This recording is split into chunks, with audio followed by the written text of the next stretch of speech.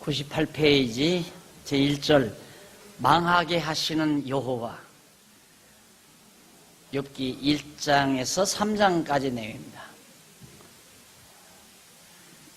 여기서 여러분들이 하나 꼭 못지를 하고 넘어가야 될 부분이 뭐냐면, 망하게 하는 건 마귀가 망하게 하고 흥하게 하는 건 하나님이 흥하게 한다는 고정관념이 우리 뇌리 속에 누구에게나 다 있습니다.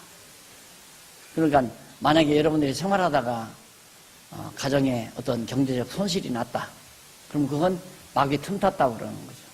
그러잖아요. 마귀 틈탔다. 네. 당신이 뭔가 하나님 앞에 잘못했기 때문에 깨닫게 하기 위해서 이런 일이 있다. 그 말이 잘못됐다고 생각하는 사람 하나도 없습니다. 나만 잘못됐다고 생각하죠. 그러니까 사람들이 볼 때 내가 이단이라고 생각을 하는 거죠.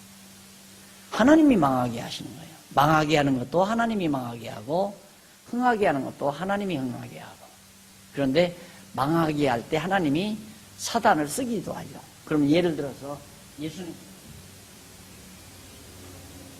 예수님 십자가에 못 박아 죽으실 때, 못 박혀 죽으실 때 하나님이 직접 못 박은 건 아니잖아요. 누구를 시키느냐 하면 로마 군병들을 시켜서 십자가에 못 박게 했죠. 누가 죽였는가? 하나님이 죽이신 거예요, 예수를. 그런데 누구를 시켜서? 로마 군병들을 시켜서. 마찬가지로 우리들이 이 땅 위에 망할 때에도 아무리 하나님 잘 경외하고 하나님의 일에 진력을 다해도 하나님이 마귀를 시켜서 우리를 망하게 하실 수도 있다. 이것이 하나님의 전능하신 능력을 드러내는 것이다 라는 거 꼭 딱 변함없이 그걸 정리하고 넘어갔어야 됩니다. 이 공부는 할 때 바로 하나님 말씀에 근거해서 그냥 공부할 때 바로바로 생각의 틀을 그때그때 고쳐가야 돼요. 자, 예를 들면 여러분들의 머릿속에 생각의 틀이 지금 이렇게 생겼습니다. 이렇게. 그런데 이 틀을 이렇게 바꿔야 된다 이 말이에요. 쉽게 말하면 마귀가 나를 망하게 했다라고 생각하던 이런 틀을 하나님이 마귀를 통해서 망하게 하신다라는 틀로 고쳐버려요. 그 순간. 그게 우리 공부 방법이에요. 뭐 암기하려고 하지 말고, 암기를 하지 마세요. 암기하면 어두울 암자 기억할 기자거든요. 예. 암기하면 점점 더 머리가 어두워져요. 외우지 말아요. 외우지 말고 여러분들의 사고의 틀을 그때그때 고쳐만 가면 돼요. 그러면 이제 이 다음에라도 여러분들이 생활하다 보면 망할 수도 있잖아요. 가게가 넘어갈 수도 있고 어떤 피해를 볼 수도 있고, 그때마다 내가 뭘 잘못했기에 하나님께서 내가 뭘 잘못했기에 하나님께서 마귀에게 나를 맡겨가지고 이렇게 벌을 줬을까, 이렇게 생각한다 이 말이죠. 근데 마귀에게 맡겨서 벌 줬다는 것까지도 괜찮아요. 그런데 마귀가 망하게 했다. 하나님이 없는 동안에, 에덴 동산도 봐라. 하나님이 없는 동안에 사단이 살짝 들어서지 않느냐. 이래 가면서 자꾸만 마귀가 망하게 하고 하나님은 흥하게 하고, 하나님이 아무리 흥하게 해도 마귀라님이 자꾸만 달려드니까 흥하게 못한다. 그건 여러분들이 마귀와 더불어 싸워 이겨야 된다. 이런 식이거든요. 그 사고를 고쳐야 된다. 그런 생각의 틀을 고치면 다음부터라도 하나님이 나를 더 견고히 하시려고, 또 나를 더 영화롭게 하시려고 마귀를 통하여 망하게 하셨구나. 그래서 소망을 가지고 인내함이 기다릴 수 있는 힘이 생기는 거죠. 1장서 3장까지가 망하게 하시는 건데, 1장서 2장은 악에서 떠난 욥을 사단에게 맡기시는 전능성. 사단도 하나님이 주관을 해요. 하나님이. 그러니까 사단이 하나님의 결제 없이는 절대 아무것도 못한다. 사단은 완전히 하나님이 부리시는 종이에요. 어디에 부리시는? 악한 일에 부리시는 종. 그래서 악인도, 악한 것도 말이에요. 악인도 악한 날에 적당하게 지으셨다 이 말이에요. 적당하게. 그러니까 악한 것도 하나님이 다 지어놓은 거예요. 악한 날에 쓰려고. 그런데 뭐 하나님이 어떻게 악을 창조하느냐 이러니까 참 답답한 일이죠. 그러면 하나님이 창조 안 했는데 어디에서 나와요? 예? 세상에 하나님이 창조 안 한 것이 어떻게 있을 수 있냐 말입니다. 근데 하나님은 선하신 하나님이니까 절대 악을 창조할 수가 없다. 그러면 악한 날에 악인도 악한 날에 적당하게 하나님께서 지으셨다는 말은 성경에서 빼야죠. 안 그래요? 그럼 사단은 누가 지었어요? 절로 생겼다 그거예요. 사단은 어떻게 생겼느냐? 천사가 저절로 타락해가지고 사탄이 됐대요. 하나님은 상관도 안 했는데. 세상에 하나님이 상관 안 하고 되어지는 일이 어디 있어요? 그럼 뭐 하나님이 전능성이 아니죠. 하나님의 주권성도 일부만 미치지 전체가 미치는 게 아니고, 하나님은 전능하셔서 모든 걸 주관해요. 예, 하나님 없이는 어느 것도, 사단도 존재할 수 없고 천사도 존재할 수 없고 악인도 존재할 수 없고 의인도 존재할 수 없고, 모두가 다 하나님이, 악한 자나 선한 자나 다 의인이나 전부 다 하나님이 주관하신다. 사단도 하나님이 지으셨어요. 그러니까 유명한 개혁신학자 아브라함 카이퍼도 신학자 얘기 한번 하는데, 카이퍼도 솔직하지 학자니까 사단도 하나님의 피조물이다. 당연하죠. 당연하죠. 사단이 하나님이 지어놓지 않았으면 어떻게 사단이 존재해요? 그러면 이제 이원론으로 들어가는 거예요. 이원론. 그래서 내가 세상에서 가장 싫어하는 책, 물론 그전에는 공자맹자도 싫어했지만은 지금은 제일 싫어하는 책이 뭐냐면 그리스 신화. 그 아이들에게 익히면 안 돼요. 나는 철저히 반대예요. 그 깨끗한 두뇌 아닙니까? 깨끗한 두뇌 속에 그리스 신화에서 나온 얘기들을 자꾸 어려서부터 익히게 되면 악신과 선신, 이게 딱 갈라져요. 그래서 나쁜 일하는 건 악한 신이 하고 좋은 일하는 건 선한 신이 하고, 이렇게 생각이 굳어져 버리면 성경신학 접근하기가 힘들어요. 안 돼. 사람들이 왜 성경신학을 어렵게 생각하는가? 어려서부터 그렇게 이중적인, 이분법적인 이원론에 굳어져 있어요. 사고의 틀이 이원론으로 딱 굳어져 있어요. 악한 일은 사단이 악한 것이 하고 악한 사람이 하고, 선한 일은 선한 사람이 한다. 선한 신이 한다. 신이 있는데 악신과 선신이 있다 이거예요. 그래서 선한 신이 쫙 나를 잘 돌보려고 하는데 악신이 와서 계속 반대를 해요. 못하게. 그러다가 선한 신과 악신이 결투를 벌려가지고 큰 펀치에 그냥 악신을 때려 뉘어버리고 나를 좋게, 나를 아름답게 만들어가는 그런 식의 이야기들. 그게 그리스 신화에 그냥 밑바탕에 깔려 있잖아요. 공주파주의 그런 것도 막 비슷한 거죠. 예를 들면 그런 내용들과 비슷한 거. 그래서 어려서부터 그런 생각 집어넣는 게 아니라, 어려서부터 하나님이 모든 거, 하나님이 사단에게 이놈하면 꼼짝 못한다, 이 말 한마디를 유아부가 얘기해. 유아부 때 말 조금씩 알아들을 때, 또 유치부 때 그렇게 딱 알려주면 대단한 겁니다. 그건 엄청난 거예요. 그런 교육을 어려서부터 시켜야 되거든요. 그런데 대부분 우리나라에 범람하는 모든 아동도서라든가 또 어른들이 읽는 그런 책들도 전부 그런 이원론적인 사고구도에서 나와요. 그러면 당신 이원론이다 그러면 나는 이원론이야. 난 절대 이원론이 아니다. 유일신이다. 아니 유일신이면 어떻게 당신이 그런 말을 하느냐. 그건 모른다.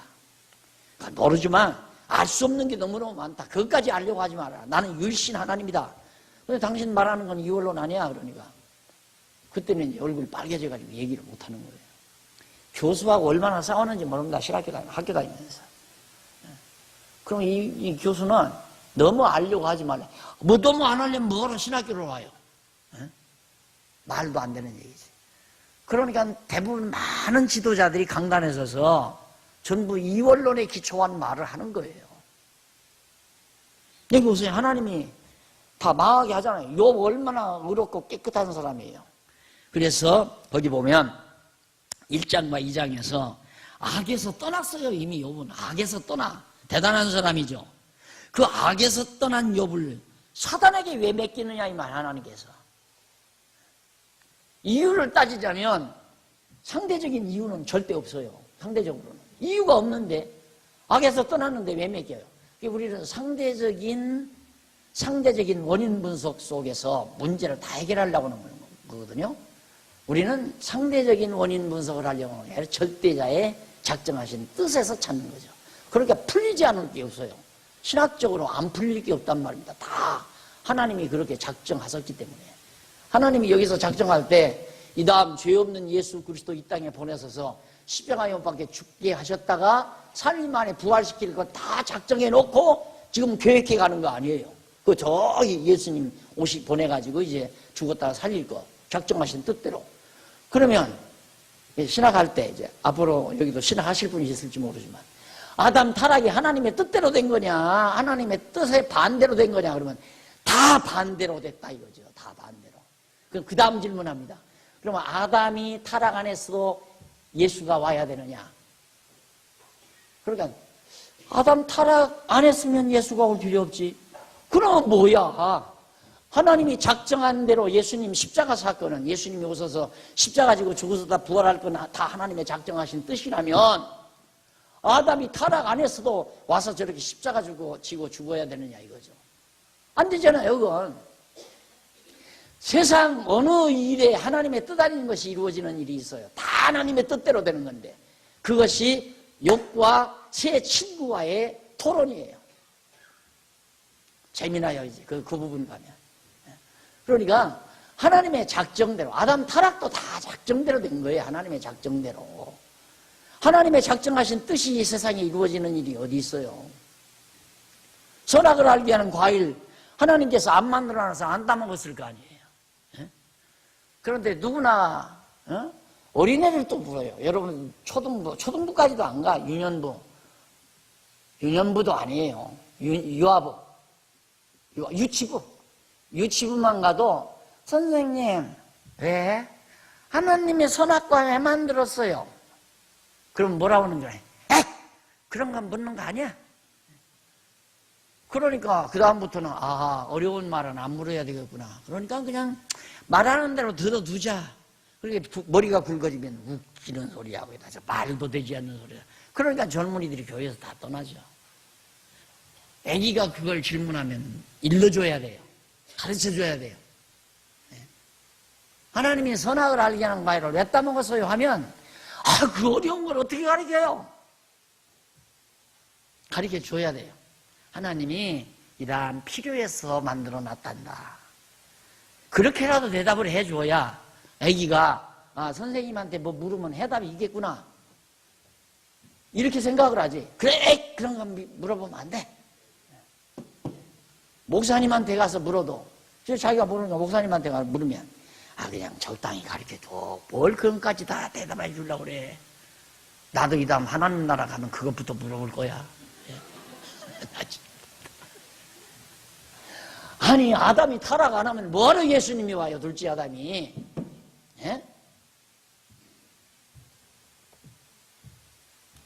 하나님이 죄 아래 다 가두기 위해서 바울도 그랬잖아요. 죄 아래 다 우리를 가뒀다가 건져내야 은혜로 깨닫게 하려고. 하나님이 죄 아래 가두기 위해서는 아담 타락을 시켜야 죄 아래 들어가지. 타락 안 시키면 어떻게 죄 아래 들어가요? 불순종 가운데 하나님께서 가두려고 아담 불순종케 한 건데 뭐가 틀렸어요? 성경에 있는 얘기 아니에요, 다. 이런 어려운 신학적인 문제들이 욥기서에 많이 나오고요. 욥 시편 잠언 전도 아주 많이 나옵니다. 많이. 공부 여러분들이 해보시면 확실히 여러분들의 이제 사고구도가 확 바뀌어갈 겁니다. 바뀌어가면서 이제 마음에 편안함이 와요. 그리고 어려운 일 와도 좌절하지 않고 절망하지 않고 소망을 가지고 당당하게 버텨나갈 수 있는 힘이 솟는 거고요. 자, 우선 1장, 그리고 마지막 3장에는 작정하신 뜻대로 욥을 사단에게 맡겨 탄식하게. 욥이 얼마나 탄식해요. 그것도 하나님이 탄식시키는 거예요. 작정하신 뜻대로. 그러면 1장에서 2장까지 욥을 사단에게 붙이시는 내용입니다. 그 밑에 가로 없는 1번 욥을 사단에게 하나님이 붙이신다. 그런데 우선 무엇부터 붙이시는가? 1장 이쪽 3199페이지. 자, 거기 한번 조금 정리해 보시고요.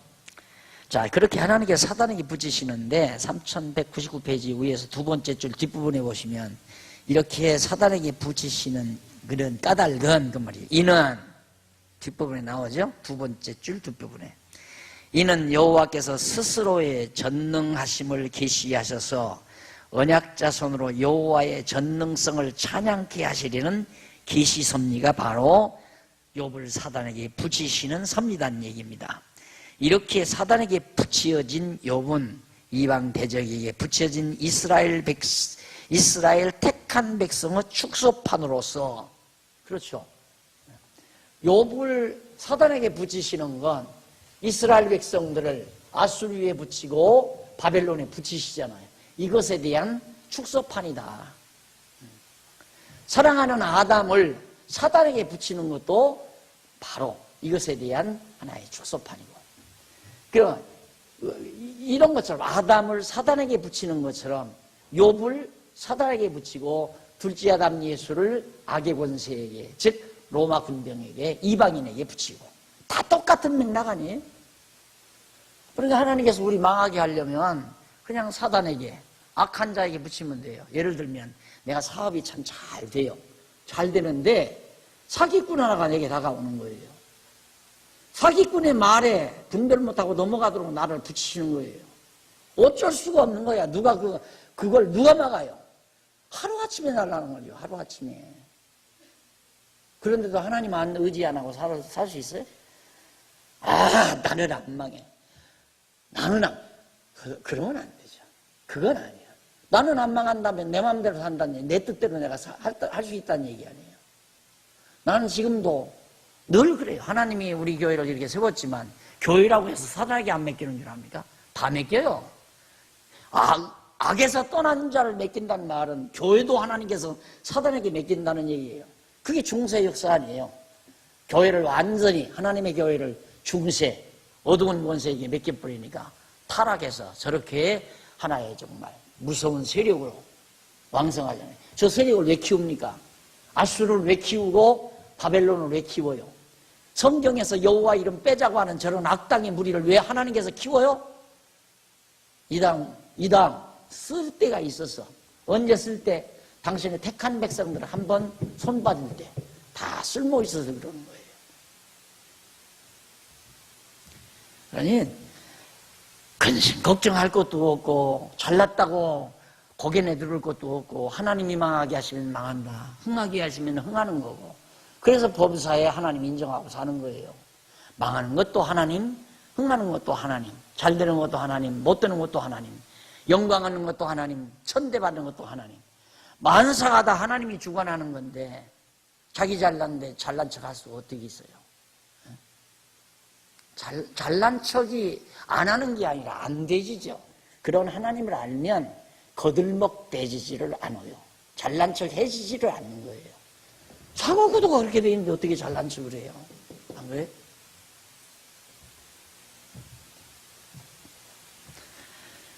자, 축소판으로서 장차 대적에게 맡겨질 메시아에 대한 예표로서의 모형과 그림자이다. 요한복음 8장 12절로 13절 나오죠.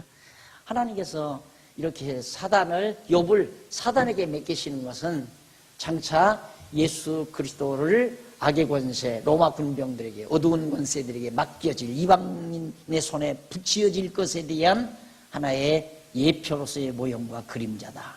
모형과 그림자라는 말은 언약이다라는 말과도 같은 말이에요. 아시겠죠? 맥락이 통하죠? 예표로서의 그림자다 하는 말은 하나님의 언약이다.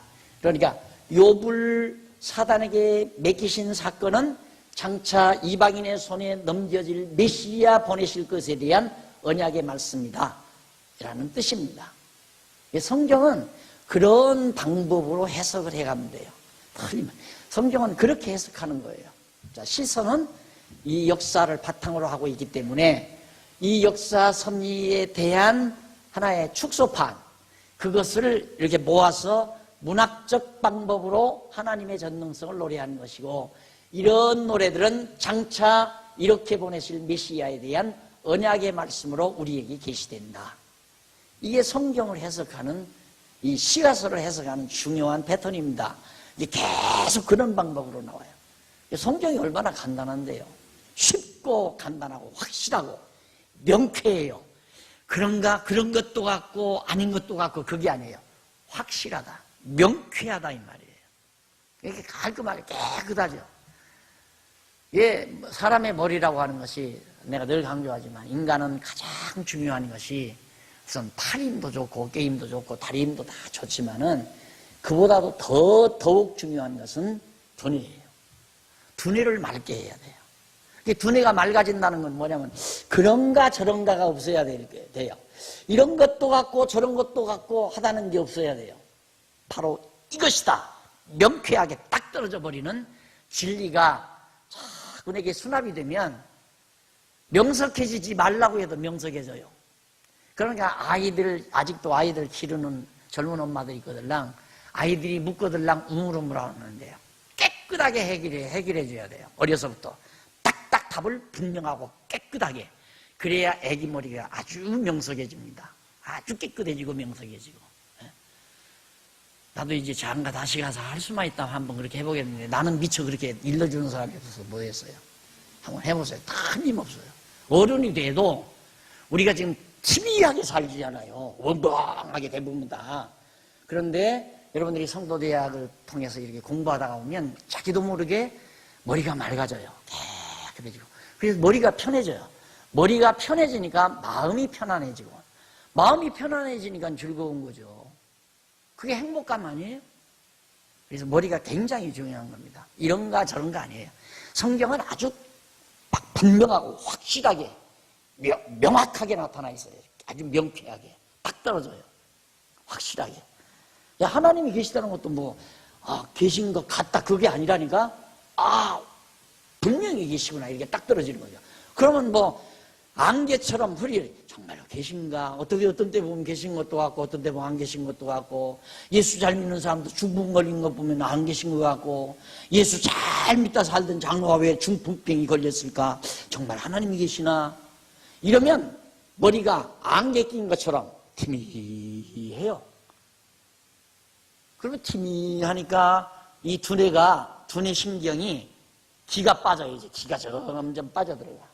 그럼 뭐가 같으냐면 풍선에서 공기가 빠져나오면 풍선이 쭈글쭈글해지잖아요. 우리 두뇌가 그렇게 쭈글쭈글해지면 자기 남편을 향해서도 아저씨 누구요?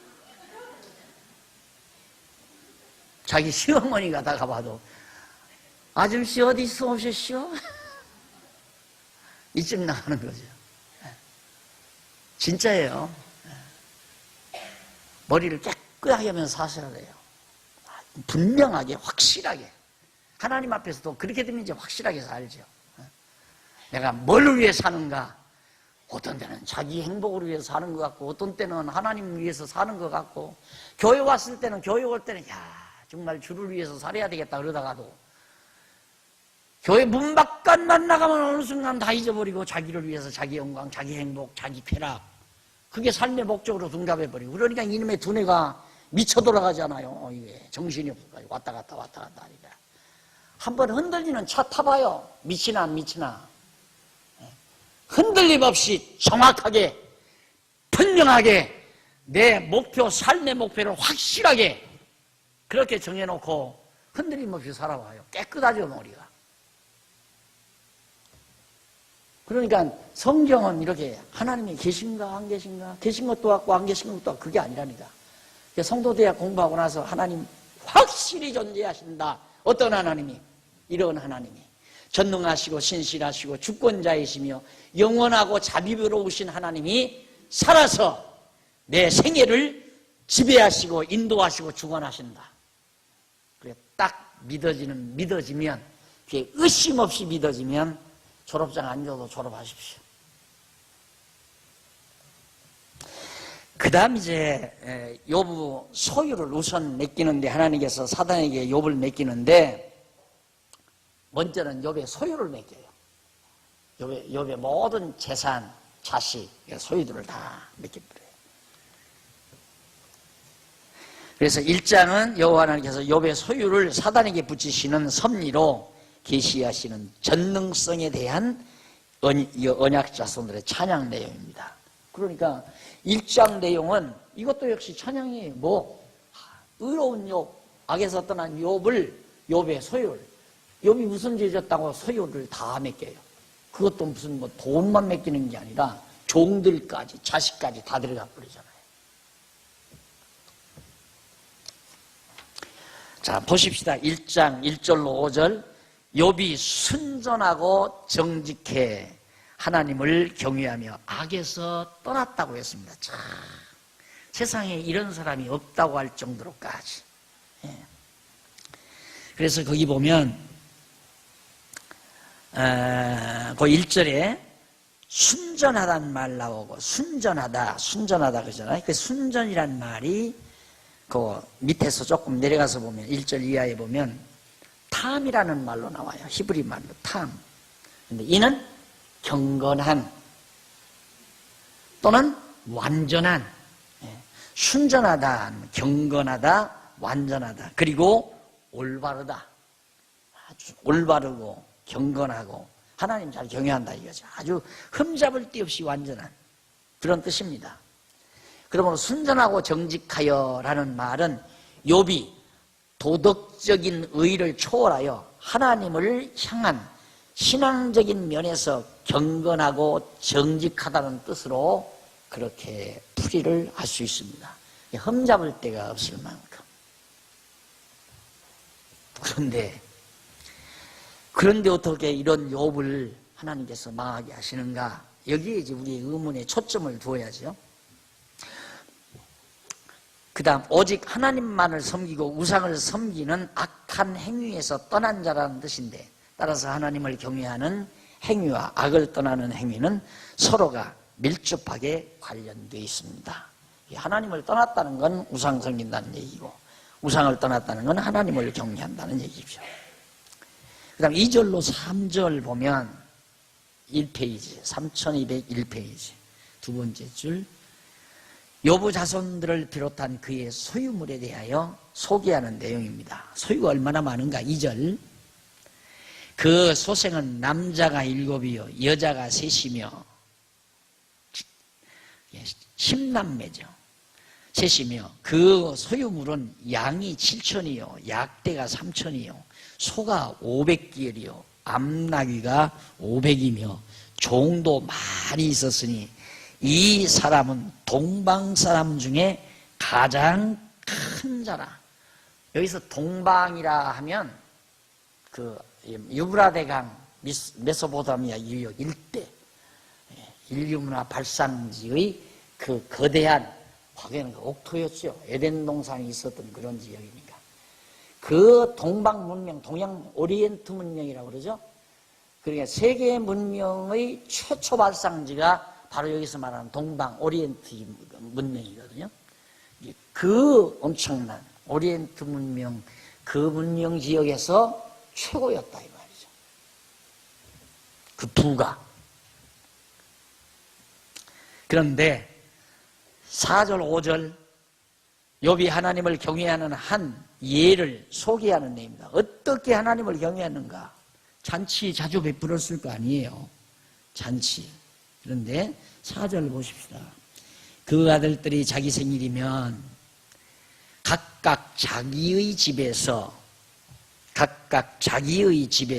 잔치를 베풀고 그 누이 셋도 청하여 함께 먹고 마심으로 그 잔치날이 지나면 욥이 그들을 불러다가 성결케 하되 아침에 일어나서 그들의 명수대로 번제를 드렸으니 이는 욥이 말하기를 혹시 내 아들들이 죄를 범하여 마음으로 하나님을 배반하였을까 함이라. 욥의 행사가 항상 이러하였더라. 언제는 그렇게 하고 언제는 안 하는 게 아니라 항상 그렇게. 얼마나 참 경건한 생활을 했습니까? 얼마나. 그것도 실제로 무슨 잔치를 베풀고 이놈들이 나가서 방종하거나 어디 디스코테이에 가서 디스코 춤을 췄거나 술을 마시고 난동을 부렸거나 이런 것도 아니에요. 다만 마음으로 너무 육체의 쾌락을 취하는 순간 마음으로 혹시 하나님을 멀리 하진 않았을까? 그것 때문에 그렇게 제사를 드리는 정도였으니까. 그러면 우리들의 보편적인 사고방식으로 이런 사람은 막 쏟아 부어줘야 돼. 그래? 쏟아 부어줘야 되잖아, 이런 사람은. 그러면 그런 식으로 생각한다면 예수도 모르고 전혀 예수 믿지도 않는 사람들 쏟아 부어주는 것도 뭐예요? 그게 이해가 안 가는 거죠. 그러니까 예수 믿다 낙심하는 거 아니에요? 혹시나 하고 이렇게 하면 복받아서 잘 먹고 잘 산다니까 혹시나 하고 언제까지? 미련한 인간은 풀기 떨어질 때까지 해. 미련한 것들은. 근데 지혜로운 것들은 그래도 아직 풀기 남았을 때 야 이거 썩는 거다. 그래서 다 나와버리는 거고. 내가 풀기 떨어질 때까지 미련하게 굴었던 사람 내 하나를 알아요. 직접은 모르는데 전에 들어서 알죠.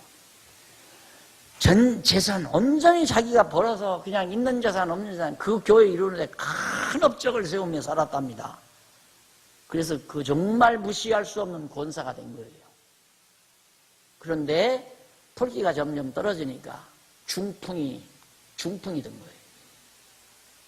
중풍 들어서 병원으로 실려갔는데 목사님이 신방 간다니까 목사하고 하나님이고 나 말이고 나 필요 없다. 그게 미련한 인간이죠. 미련한 인간. 진직이 그랬어요. 진직이.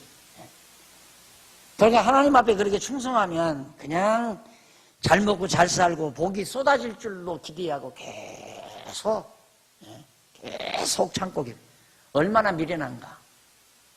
모세라는 머리맡에다가 강냉이자루 달아놓고 청교도들이 아메리카 대륙 개간할 때 그 짓을 했잖아요. 모세가 말을 안 들으니까 앞에다가 강냉이 달아놓으면 그거 먹고 싶어서 막 죽을지 살지 모르고 끌어가니까 밭을 다 개간을 했단 말입니다. 모세 머리만큼이나 또 곰머리만큼 곰이란 놈은 곰 잡는 거 제일 쉽다고 그러잖아요. 나무 밑에다 곰이 잘 다니는 길초에다가 돌멩이 하나만 매달아 놓으면 곰 잡는데요. 어떻게 잡냐면 딱 가다 보니까 딱 머리맡에 돌이 걸리거든요. 그러니까 싹 민다 이거에서 내 길을 이놈이 왜 막냐고. 그러니까 돌이 저만큼 갈 거 아니야. 이거 봐라 또 온다. 이야 나하고 해보자. 그러다가 박 터져 죽는다고 하잖아요. 그게 곰머리예요. 속으면 안 돼요. 내가 그러니까 종교에 속지 말라고 말해요. 바보다 이거예요. 인생 망치는 거예요. 혹시나 하고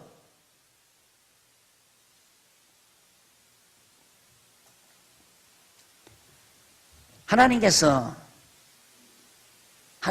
그렇게 정말 순수하고 깨끗한 욥을 왜 망하게 하느냐 이 말이죠. 그걸 알면 그 어리석은 생각에 어리석은 말에 속지 않죠. 이렇게 하면 하나님이 축복해서 잘 산다 이 말에 절대 안 속아 넘어가죠. 웃기지 말라. 내가 지금 있는 것도 하나님이 가져가시면 얼마든지 가져간다. 이렇게 하는 사람은 그 말에 속겠어요? 안 속지? 미련하니까 그 말에 속아서 그냥 죽을 때까지 30대에 믿어가지고 한 5년 해보다가 안 되니까 한 5년 이렇게 해서 안 되니까 목사님한테 찾아간 거예요. 목사님, 제가 부흥에 참석하기 예수 믿기로 작정해서 5년 동안 이렇게 살면 하나님이 복 준다고 해서 계속 그렇게 살았습니다. 그런데 내 친구는 성공을, 교회 안 다니는 친구는 성공을 했는데 나는 여전히 뒤로만 자꾸만 이렇게 물러갑니다. 목사님 왈. 그 주회종이 그렇게 얘기했는데도 안 되는 데는 이유가 있다. 그 이유가 뭡니까? 당신 언제부터 예수 믿었어? 35부터 믿었습니다. 돈 언제부터 벌었어? 29살 때 직장 잡아가지고 그때부터 벌었습니다. 몇 년 동안이야? 7년 동안입니다. 11조 냈어 안 냈어? 안 냈습니다. 청산해라. 그거 청산 안 해서 안 된다. 그래서 청산 11조라는 게 생긴 거예요. 그걸 다 청산했잖아요. 7년 동안 번 거 다 이제 한꺼번에는 청산 못하고 잠깐 했다 이 말입니다.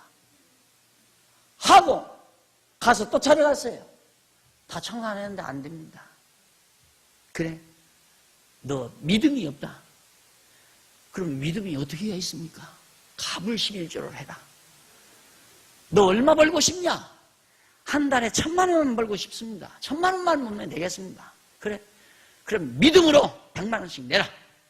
돈이 없는데 믿음으로 빚이라도 얻어다 내란 얘기야. 그래서 갑을 11조란 말이 나온 거예요. 청산 11조, 갑을 11조. 예, 성경을 모르면 쏟게 돼 있어요. 처음 그냥 몇 년 해보고 5년 해보고 안 됐으면 야 이거 아니다 하고 돌이켰어야 되잖아요. 그 청산한다고 계속 지금 10년도 넘게 했으니 갑을 11조가 하지. 그러다 보니까 불기 떨어져서 다 죽어가는 거예요. 기독교가 그런 종교 아니에요. 기독교는 그런 종교 아니라 말입니다. 우주와 만물을 주관하신 하나님이 정하신 뜻 따라 당신 살아계심과 당신의 속성이 어떠한 분이심을 인간들에게 알게 해서 당신의 택한 백성들로 하여금 찬양하며 영원토록 하나님 나라에서 하나님 찬양하며 살게 하시려는 하나님의 섭리 배려가 바로 담겨져 있는 것이 기독교입니다. 그러니까 우리는 하나님을 깨달아 알고 우리 마음속에서 지금도 이 세상 살면서도 하나님이 망하게 해도 하나님이 인정하고 찬양하고 전능하심을 찬양하는 것이죠. 망한 걸 찬양하는 게 아닙니다. 자, 이렇게 튼튼한 사업을 하나님이 망하게 하시는구나. 능력 대단하다. 그 능력을 찬양하는 거란 말입니다. 망할 건 망하는 거야. 그까지 뭘 찬양해요. 이런 거야 망할 수도 있고 안 망할 수도 있고. 구멍가게 그저 하루에 10만 원 오르다가 5만 원 오를 수도 있고 5만 원 오르다가 3만 원 오를 수도 있고 그런 거야 뭐 찬양거리가 안 되겠지. 그러나 탄탄한 것 절대 망하지 않을 것 같이 욕보세요. 동방의 최고였다니까. 이게 망할 때에는 하나님의 능력을 알 수 있잖아요. 그 하나님의 능력을 찬양케 하기 위한 것이다.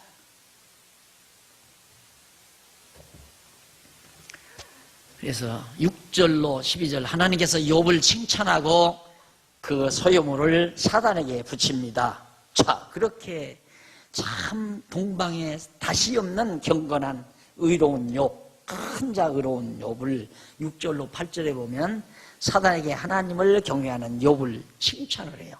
참 야고르죠? 이 부분까지만 보면 하루는 하나님의 아들들이 와서 여호와 앞에 섰고 사단도 그들 가운데 왔는지라. 하나님께서 사단에게 이르시되 네가 어디서 왔느냐. 사단이 하나님께 대답하여 가로되 땅에 두루 돌아 여기저기 다녀왔나이다. 여호와께서 사단에게 이르시되 네가 내 종 욥을 유의하여 보았느냐. 그와 같이 순전하고 정직하여 경건하고 정직하여 하나님을 경외하며 악에서 떠난 자가 세상이 없느니라. 최고라 말입니다. 하나님이 보실 때 인간 세계에서 최고로 선하고 경건하고 정직한 자예요. 하나님이 칭찬할 만한 자라. 그러니까 사단이란 놈이 9절부터 보면 사단이 여호와께 대답하여 가로되 욥이 어찌 까닭 없이 하나님을 경외하리이까. 다 까닭이 있어서 하나님을 경외합니다 이 말이에요.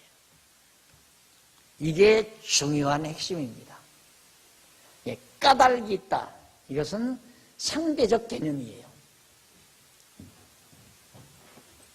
이유와 결과. 이게 이제 해겔의 역사 철학 원리죠. 어떤 원인이 있어서 결과가 나온다 이 말이에요. 이게 상대적이죠. 그러니까 내가 게을렀기 때문에 가난하게 산다.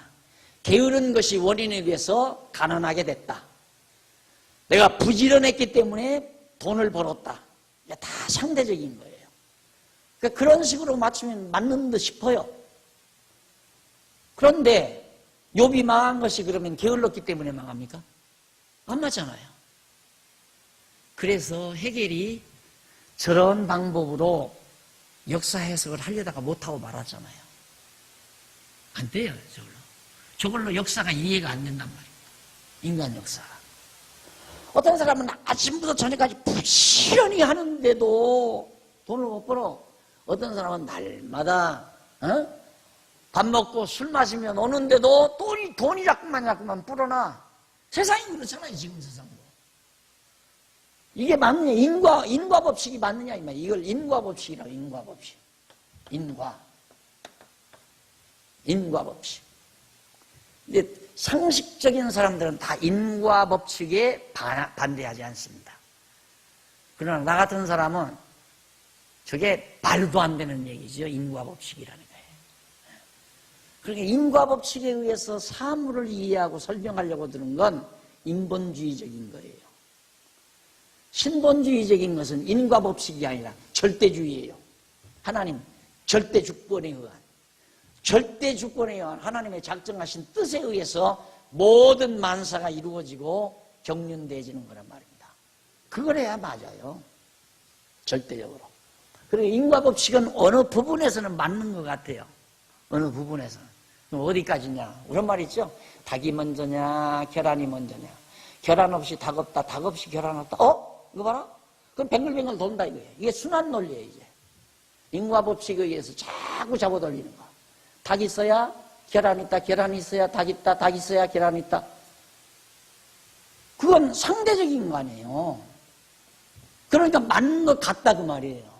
그러나 궁극적인 절대 답은 나오지 않는다 이 말이에요. 상대적인 답은 있을 수 있어요. 그러나 절대적인 진리, 절대 해답은 없다 이 말이죠. 그러니까 닭과 계란은 어떻게 해서 있게 됐냐? 계란은 어떻게 해서 있느냐 하면 닭이 나왔으니까 있다. 닭은 어떻게 해서 있느냐? 달걀 안에서 나왔으니까 달걀이 있으니까 닭이 나왔지. 이건 뭐예요? 빙글빙글 도우니까. 그럼 닭과 계란은 어디서 나왔느냐? 그건 모르겠다. 그래서 절대 답은 없다. 절대적인 답은 없다. 그래 절대 진리는 없다. 상대적인 진리만 있지. 현대인들이 알고 있는, 현대 지성인들이 알고 있는 지식의 한계는 거기에요. 상대적인 지식. 여러분들이 지금 공부하는 것은 상대적인 지식을 능가하는 초월된 절대 지식, 절대 진리, 이걸 우리가 찾기 위한 거죠. 절대 진리를 찾으면 이거 답 깨끗해요. 하나님이 창조하셨다. 닭도. 하나님이 닭을 창조해서 계란 낳게 했다. 이러면 깨끗하게 나오잖아요. 근데 하나님이 살아계신 걸 모르니까 천지와 만물을 창조하신 하나님이 살아계시다는 확증이 없으니까 머리가 정리가 안 되는 거예요. 그래, 네 말도 옳다. 계란이 있어야 닭 있단 말도 옳다. 닭 있어야 계란이 있단 말도 옳다. 그래, 네 말도 옳고 네 말도 옳다. 그러니까 희미한 거죠. 자, 그러면 닭과 계란은 어디서 나왔을까? 모르겠다. 생각하지 말고 살자. 그러니까 점점 이제 뇌주머니가 점점 쫄아들지. 뭐 뇌쓸 거 뭐 있어요? 쓸 필요 없죠. 안 그래요? 어차피 모를까? 아이고 신경 쓰지 말자. 그게 얼마나 무서운 건지 아십니까? 신경 쓰지 말자. 빨리 불러오자. 뭘 불러오자? 예? 집에 불러오자. 근데 사람들이 신경 쓰는 건 괴로운 건 줄 알아요. 지금 여러분 신경 많이 쓰잖아요. 근데 괴로워요? 괴로운데 뭐를 이고 와? 단풍 구경 가죠. 이 신경이 써야 돼요. 이 신경을. 그럼 점점 뇌는 더 활발하게 움직이니까 건강해지고 맑아지고 깨끗해지고. 그래서 머리도 편안해지고 머리는 깨끗해지고 마음은 편안해지고. 그래서 늘 감사가 있고 기쁨이 있고 절대 진리를 깨달아요. 그래서 까닭 없이 사단이라는 말하는 것 봐. 까닭 없이 욥이 그렇게 하나님 경외하겠느냐. 다 까닭이 있다 이거죠. 그 까닭이 뭐냐? 그러니까 가로되 여호와께서 대박하되 욥이 어찌 까닭 없이 하나님을 경외하리까? 사단이 하는 말이에요. 다 까닭이 있어서 그렇습니다. 뭐냐면 10절 그와 그 집과 그 모든 소유물을 사늘로 두르심이 아니니까. 하나님께서 욥도 그 재산을 다 하나님이 그를 다 이렇게 아마 사늘로 둘러서 보호해 주니까, 그러니까 욥이 그래 하나님을 경외하고 섬기지 그 말이죠. 그러니까 하는 말이 산울로 복되게 하사 그 소유물로 땅에 널리게 하셨습니다. 막 부가 넘치게 했기 때문에 그렇게 됩니다. 그러면서 이제 11절 주의 손을 펴서 그의 모든 소유물을 치소서 그리하시면 정령 대면하여 주를 욕할 겁니다. 한번 다 그 재산 없이 해보십시오. 하나님 저주하고 욕할 겁니다. 여호와께서 사단에게 이르시되 그래 내 이론이 맞나 안 맞나 보자 그 말이에요. 그래 그리하면 근데 내가 그의 소유물을 다 내가 그의 소유물을 네 손에다가 붙여주마. 지금까지는 내가 붙들고 있었지만은 내가 너 악한 놈 너 사단에게 내가 내 손에 붙여주마. 네 마음대로 해라. 붙여놓으라. 오직 한 가지 그의 몸에는 네 손을 대지 말지니라. 그 몸 건들면 안 된다. 병나게만 안 된다. 절대 몸 다치지 않게 재물만 손대라. 사단이 곧 여호와 앞에서 물러가 버렸습니다. 물러갔습니다. 왜? 이제 맡았으니까 권한 맡았으니까 하나님이 사단에게 권한 인지해 줘야 돼요. 예수님도 마찬가지죠. 하나님이 로마 병정들의 손에 자 이렇게 넘겨주니까 마치 예수님 그랬잖아요. 내가 이 순간에라도 이 모든 무리들 다 한꺼번에 치울 줄 너희가 왜 알지 못하느냐. 베드로가 막 칼 들고 나서서 막 말고의 귀를 자르고 난리를 잘 칠 때 가만 놔두라 이 말이에요. 맡겨준 거예요. 그래 너희들 맡아서 마음대로 해봐라. 그러니까 로마 병정들이 예수를 데려다가 십자가에 못 박아 죽이지. 사단에게 맡겼습니다. 사단이 이제 욥을 맡아가지고 갑니다. 가서 얘기하니까 조금 이제 진도 빨리 나갑시다. 13절로 15절 욥이 소유물을 빼앗기고 종들과 자녀들은 죽임을 당합니다. 참 비참하잖아요. 소유물 모든 재산들 다 빼앗겨요.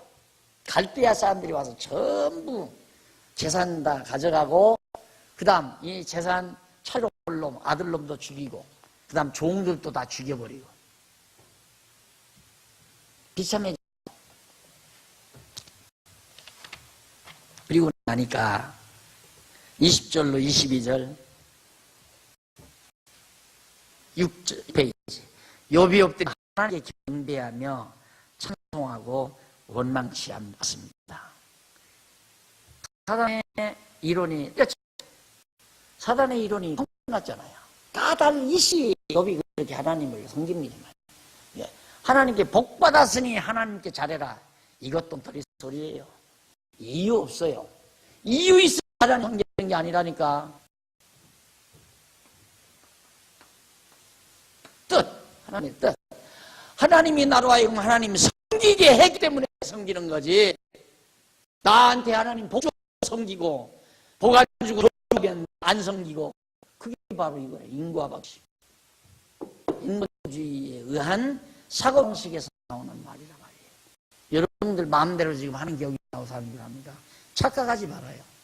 하나님이 여러분들 창세 전에 다 하나님 섬기며 살도록 작정해 놓으시고 때가 되면 여러분 세상에 보내서 하나님 경외하며 살도 또 하나님 말씀 깨닫고 공부하며 깨달아서 마음의 평안을 이루도록 살도 정해 놓으신 뜻을 따라 우리가 그렇게 된 거란 말입니다. 무슨 조건이 있어서 그런 게 아니에요. 아, 내가 그동안 하나님께 좀 잘 이쁘게 잘 굴었더니만 하나님이 날 이렇게 부하시는구나. 그런 생각도 하면 안 돼요. 그러니까 그런 하나님을 알아야 나머지가 얼마나 헛되고 헛된 건가 알아요. 응? 내가 자식을 낳아서 아무리 자식을 훌륭하게 길러서도 하나님이 하나씩만 뺏어가면 뺏어가는 거예요. 삶도 물론이지만 그런 하나님을 알아야 자식 의지할 생각도 안 나고 돈 의지할 생각도 안 하고 오직 하나님만 오직 하나님만 경외하는 마음이 생기는 거죠.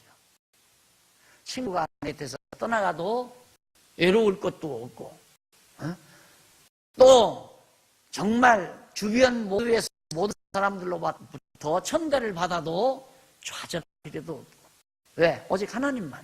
욥이 지금 그런 입장에 들어가거든요. 돈 많았을 때는 얼마나 사람들이 막 들끓었겠어요. 주변에 근데 이렇게 하니까 친구놈들 와보세요. 친구놈들이 와서 유도하는 게 아니라 이제 다 막아가지고 저거 워낙 저 분이나 했다고 거들먹대도 얼마나 속 시원하겠어요? 망했으니까. 야 임마 죄 없이 그렇게 망하냐? 너 임마 죄 많아서 하나님을 망하게 한 거야. 그러고 되는 말이에요. 친구도 마찬가지야. 친구도 세상 친구는 그런 거예요. 세상 친구들 나 망할 때 안 좋아하는 친구 있는 줄 알아요? 망하면 좋아해요. 내가 망하면 좋아한다니까. 세상 친구는 얼마나 인간이 고약한데. 형제도 그러네. 형제도 형님 그때 좀 돈 도와주지만 잘 되셨구나. 형제도 그래. 형제도. 그러니 형제도 친구도 어느 누구도 선배도 후배도 다 하나님의 손아 위에 있나이다. 오직 하나님 여호와만을 하고 살 때 실망함이 없어요. 친구가 배신하고 떠나도 후배가 배신하고 떠나도 형제가 배신을 해도 목사는 성도들이 배신하고 떠나도 마찬가지죠. 그것 때문에 좌절하고 실망하고 그럴 필요 없어요. 왜? 하나님의 손에 다 있으니까. 친구도 하나님의 손에 있고 재물도 하나님의 손에 있고 동료도 하나님의 손에 있고 다 하나님의 손에 있으니까. 그러니까 구해요. 예를 들어서 내가 성도들에게 가장 찾아가서 내가 뭐 집사님을 얼마나 생각하고 집사님 생각만 하면 내가 얼마나 눈물겹고 뭐 이러면서 아첨을 떨어가지고 성도들을 끌어모으고 하고 해도 그 필요 없는 거예요. 다 필요 없어요. 그럼 뭔가 하나님이 인물과 더불어 복음으로 살라고 만나게 해주셨구나. 그거는 간 거예요. 그러니까 정말 필요도 없고 성도들도 목사한테 잘 보이려고 했을 필요도 없고 목사한테 잘 보여서 뭐하게. 안 그래요? 다 하나님 앞에서 살아야지. 우리 모두가 다 하나님 안에서 만난 거지. 인간적으로 서로 조건에 의해서 만난다면 조건 없으면 떠나버리면 많은 거예요. 우리 교회 떠난 분들이 왜 떠났는데 목사한테 인정받으려고 하다가 목사 별로 인정해 주지 않는 것 같으니까 떠나버리면 얼마나 많아요. 알잖아요 여러분. 또 다 안 찾아가잖아요. 왜 안 찾아가는가? 가서 그분 인정하려면 내가 인정해 줄게 나와. 그래도 집사님밖에 없잖아. 이래야 나올 거 아니에요. 나는 그거 못한다냐? 집사님 가볼 거야? 아니 한번 가볼 거야. 가보지. 얼마나 소중해요. 하나님께서 이렇게 창세전에 이렇게 우리 만나서 성도 대학하고 이렇게 만나서 교회를 하고 이렇게 만나서 진리를 지키도록 하나님 준비해 놓으셨구나. 그러니까 내 입장에서 보면 여러분 소중한 사람이고 여러분 입장에서 보도 나도 소중한 사람이고 서로가 김 집사님은 이 집사님 소중하고 이 집사님은 김 집사님 소중하고 다 소중하게 느껴지는 거죠. 하나님이 이렇게 만나서 일하게 하시고 진리 지키고 하나님 경외하며 살고 또 선교도 하고 하시니까. 그러니까 그리스도 안에서 만나면 소중하지만 조건 따져서 만나면 까닭이시 만나면 안 돼요. 까닭이시 만나면 절대 동양이니까 만나고 동쪽이니까 만나고 혈연이니까 만나고 그거 다 치사한 거예요. 다 그리스도 안에서는 오직 믿음으로 하나님 안에서 하나님의 뜻 가운데서 만나겠는데 미워해보세요. 내가 만약에 권사님 여기 권사님 하면 미워해보세요. 하나님이 만나게 사람 미워한다는 내가 잘못이지. 안 그래요? 하나님이 다 서로 화목해서 하나님의 집을 지어가면서 거룩한 진리를 지켜나가게 하시기 위해서 우리 동력자로 같이 이렇게 만나게 했는데 내가 보니까 권사님이 돈을 잘 내. 권사님 못돼 먹었구나. 공부도 먹으려고 목사 된 거예요? 다 웃길 일이에요. 돈 없어도 하나님이 하게 하신다. 어떻게? 온 천지가 하나님의 돈이 하나님의 것이니까. 그거 믿으니까 돈 내도구만 안 내구만. 내잖아요? 내고 싶으면 내고 되기 싫으면 말이야. 하나님이 일을 시켰단 말이야. 시키는 거 하려고 각오를 했다. 여기 계신 날들을 자꾸 섬겨하자고 그러는데 나 성경이 하나도 없는데 섬겨하자고 그러잖아요. 돈 있어야죠. 섬겨하자고 얘기를 들어보니까 해야 할 것 같아. 아, 하나님 하게 하시는 거는 느낌을 받아요. 지난번에 중국 1차 선교 때도 그러죠. 아, 이거 가기는 가야 하구나. 근데 다 해결됐잖아요. 지난번 필리핀 갈 때도 다 해결됐잖아요. 지금도 다 나 이번에도 돈 없어서 못 가는 그런 생각 안 해요. 다 해결된다. 왜?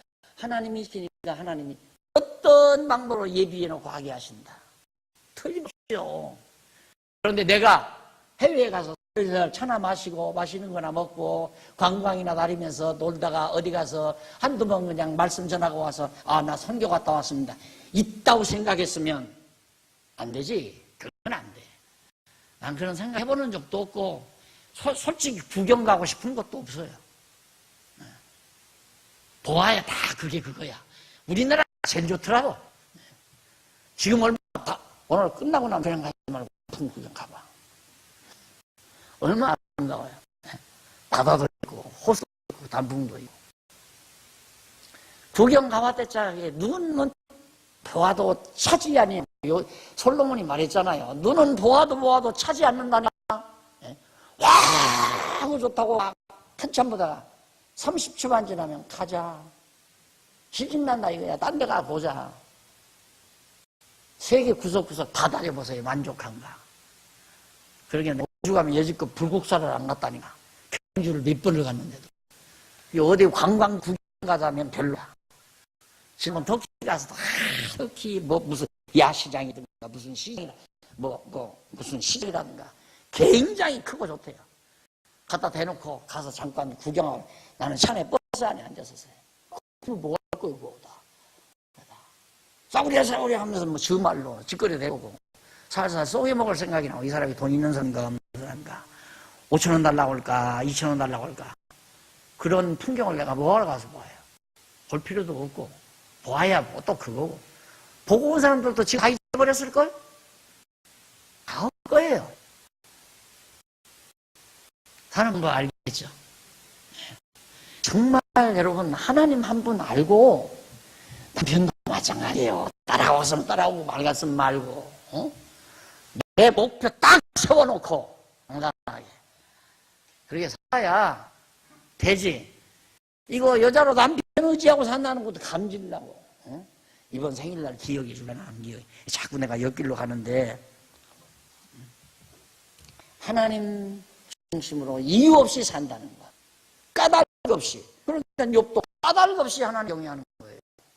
그러니까 다 막는데도 욥이 하나님께 엎드려요. 욥이 일어나 겉옷을 찢고 겉옷 다 찢어버리고 머리털을 밀고 땅에 엎드려 경배하며 가로되 내가 모태에서 적신 벌거숭이 몸으로 나왔사온즉 또한 적신이 그리로 돌아가올지라.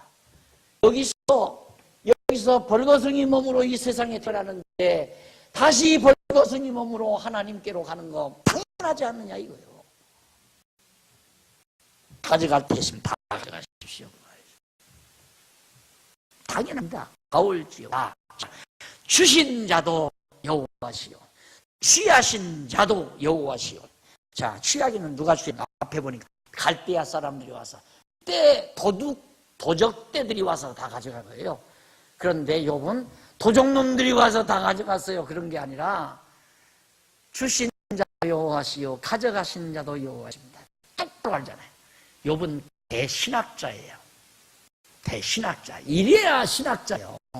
신학을 제대로 한 사람 아니에요. 하나님을 제대로 한 사람. 뿔트나 뿔만이나 빠르트나 이런 사람들 다 엉터리 신학자들이에요.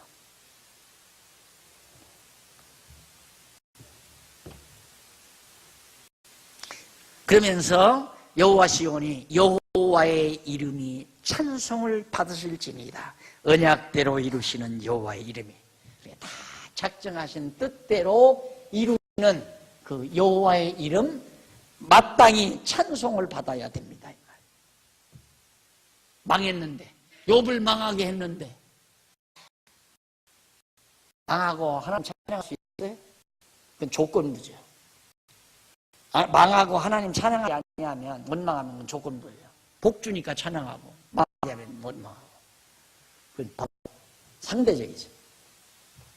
22절 이 모든 일에 욥이 범죄하지 아니하고 하나님을 향하여 어리석게 원망하지 아니하였더라.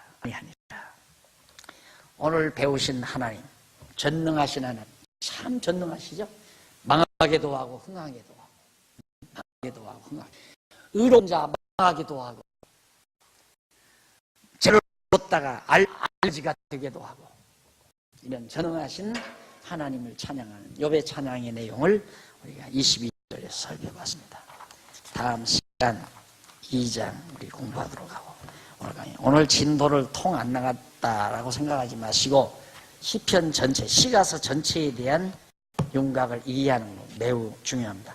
앞으로 템포 조금 빨라집니다. 미리 읽고 이제부터는 욥기를 읽으면 아마 여러분들이 많이 복습이 들고 예습이 됩니다. 예습 꼭 하고 싶으면 좋겠습니다. 기도하십시다. 살아계신 하나님 아버지 은혜 감사합니다. 오늘 저희에게 귀한 시간 허락해 주셔서 진리 안에서 기쁨을 같이 나누겠습니다.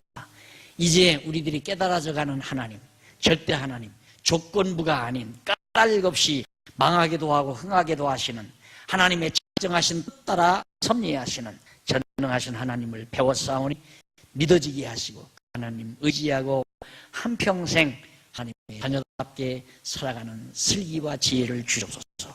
예수님 이름으로 기도드립니다. 아멘.